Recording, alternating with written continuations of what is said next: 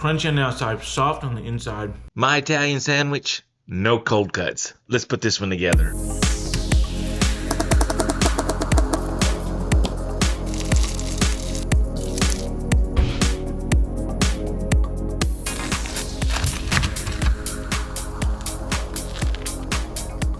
Delicious.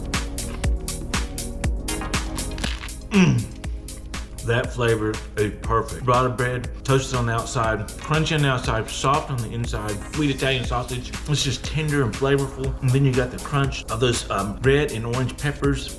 And then a little bit of chopped up white radish. And it just gives a little crunchy and a little bit different texture and flavor. And then that creamy, delicious poppy seed dressing on top. Melted cheese brings everything together. You can't go wrong with this one.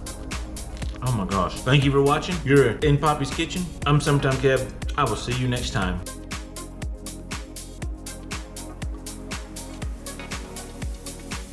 Hey, thanks for watching. Join me on my YouTube channel, Delicious Feel Good Foods and Recipes, for more food that you're gonna love. See you over there.